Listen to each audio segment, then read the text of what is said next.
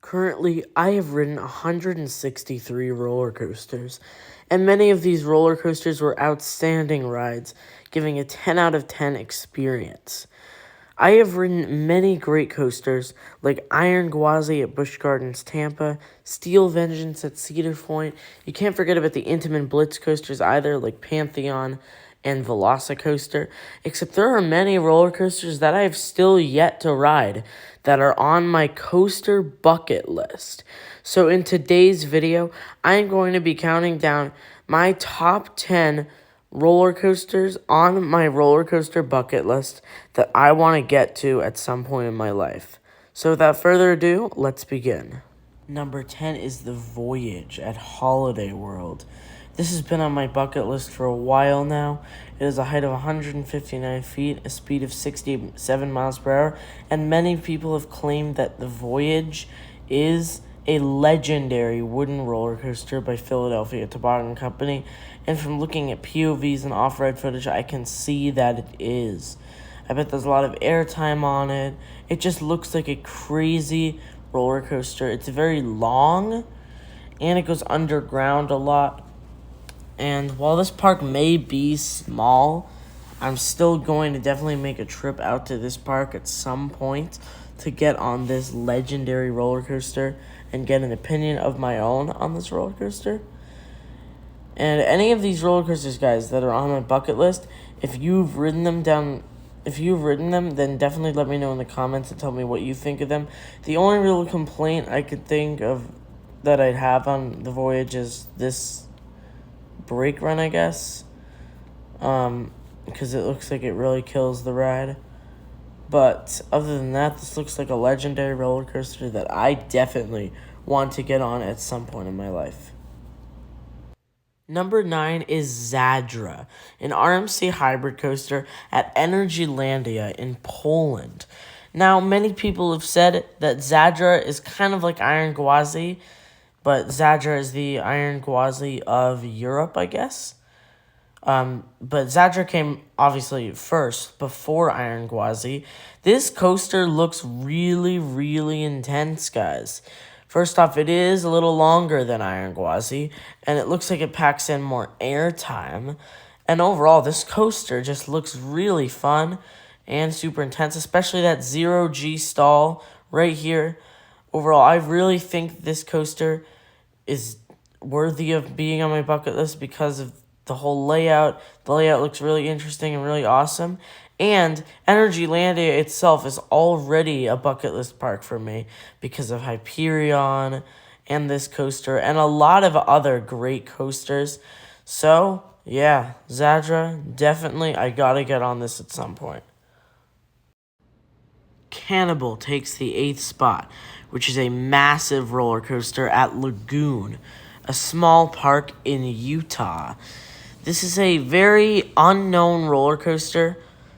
This coaster has a massive 116-degree drop, and it's 208 feet tall.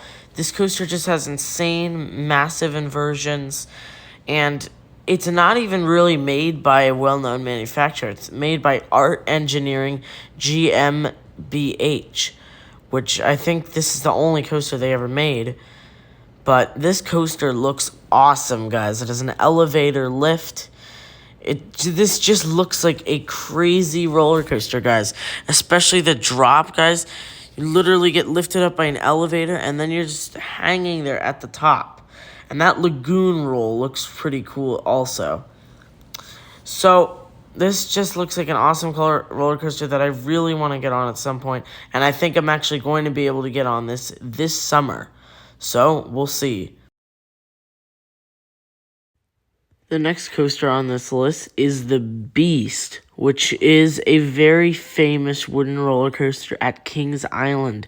Now, if you've watched my channel before, you know I've been to Kings Island a couple of times. But the Beast was closed.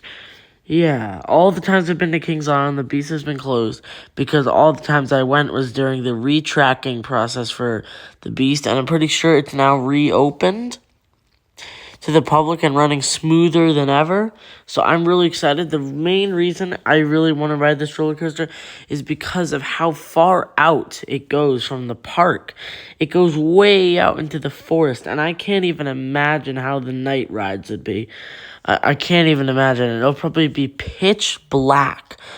That's what I'm hoping, because I'm headed back to Kings Island soon. Hopefully the Beast will be open, and if it is, then I'll finally be able to cross it off my bucket list. Because when I went last summer, I thought I'd be able to do that, but I didn't because it was closed. So, hopefully next time I head over to Kings Island, I'll be able to snatch a ride on the Beast and cross it off my bucket list. But until then, who knows? And if you guys have ridden the Beast, I'm assuming most of you guys have, definitely let me know how it is in the comments. I know that these night rides on the Beast are legendary, so I can't wait to experience them. And number 6 is Top Thrill Dragster, a massive intimate strata coaster that is currently standing but not operating due to an incident in August of last year.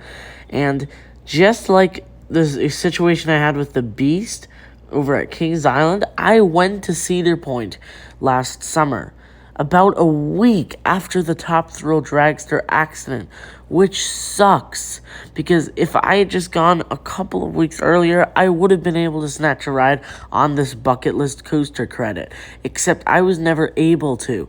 But it is still on my coaster bucket list, so if this coaster does reopen next year or sometime in the future, I really want to get a ride on this thing. It just looks like such a forceful ride. It's such a forceful launch. And I have ridden King Dakar, so I really want to see what this coaster is like. But until it reopens, I can't. It's really unfortunate. Number 5 is Fury 325, a massive B&M Giga coaster at Carowinds. This coaster stands at 325 feet with a max speed of 95 miles per hour, and I can just tell from just looking at one POV that this coaster is on my bucket list. It has insane speed. This coaster looks like it just never lets up. And I've watched reviews on this coaster, and they're all positive reviews. I haven't seen anyone say anything bad about Fury.